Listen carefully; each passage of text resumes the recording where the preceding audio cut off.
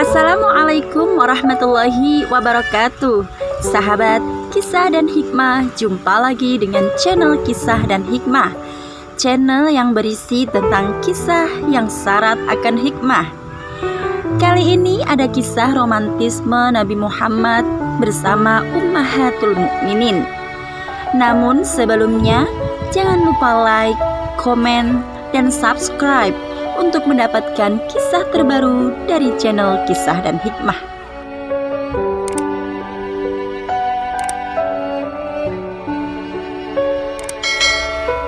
Nabi Muhammad SAW merupakan sebaik-baik laki-laki kepada keluarganya.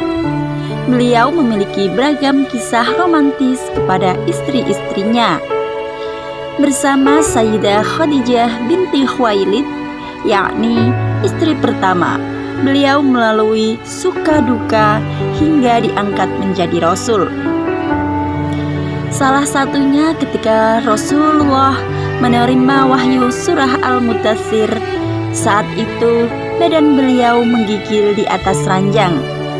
Sayyidah Khadijah menyelimuti beliau sembari membuatkan makan dan minuman untuk beliau, kemudian menyuapkan makanan kepada beliau. Saat itu Rasulullah bercerita bahwasanya malaikat Jibril baru saja datang menyampaikan wahyu. Sayyidah Khadijah pun mempercayai beliau. Sayyidah Khadijah adalah wanita yang dermawan dan setia. Bersama Sayyidah Khadijah, Rasulullah dikaruniai 6 orang putera. Sayyidah Khadijah adalah orang yang berjasa banyak dalam dakwah Nabi Muhammad SAW. Setelah kematian Sayyidah Khadijah, Rasulullah baru menikah lagi, bukan karena nafsu, akan tetapi merupakan mukjizat bagi beliau. Istri kedua adalah Sayyidah Aisyah binti Abu Bakar. Sayyidah Aisyah saat itu masih berusia 11 tahun. Sayyidah Aisyah dinikahi karena mimpi Rasulullah 3 malam berturut-turut. Rasulullah mengajarkan kepada Sayyidah Aisyah tentang kewanitaan, sehingga dari Sayyidah Aisyah dapat disampaikan kepada para umatnya kelak. Sayyidah Aisyah banyak meriwayatkan hadis dari Rasulullah yang disampaikan kepada umat. Istri ketiga adalah Saudah binti Sum'ah. Sayyidah Saudah merupakan wanita dari bangsa kulit hitam. Beliau merupakan janda dari sahabat Nabi yang menjadi perisai Nabi saat perang. Sayyidah Saudah dinikahi saat usia 70 tahun untuk menjaga keimanan Sayyidah Saudah dari gangguan kaum musyrikin. Istri keempat adalah Sayyidah Zainab binti Jahsy. Sayyidah Zainab dinikahi karena perintah Allah bahwasanya pernikahan harus sekufu.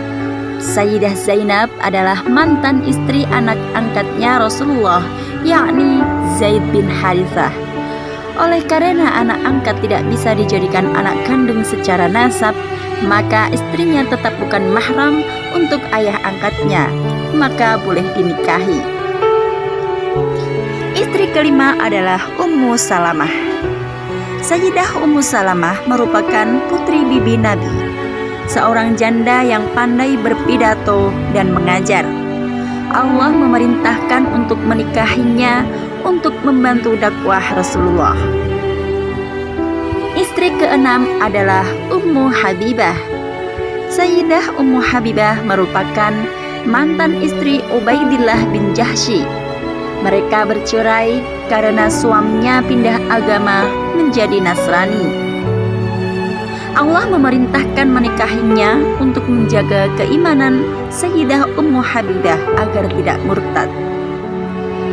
Istri ketujuh adalah Juwairiyah binti Al-Harith.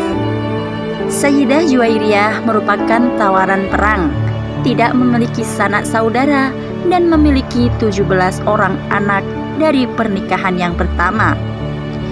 Allah memerintahkan untuk menikahinya dengan tujuan memerdekakan perbudakan dan pembebasan dari tawanan perang dan menjaga ketauhidan. Istri ke-8 adalah Sofiyah binti Hayy. Sayyidah Sofiyah merupakan wanita muslimah dari kalangan Yahudi Bani Nadir. Sayyidah Sofiyah saat itu memiliki 10 orang anak dari pernikahan sebelumnya. Allah memerintahkan untuk menikahinya demi menjaga keimanan Sayyidah Sofiyah dari boikot orang Yahudi. Istri ke-9 adalah Maimunah binti Haris. Sayyidah Maimunah merupakan mantan istri Abu Ruham bin Abdul Uzza. Beliau merupakan istri Rasulullah dari kalangan Yahudi Bani Kinanah.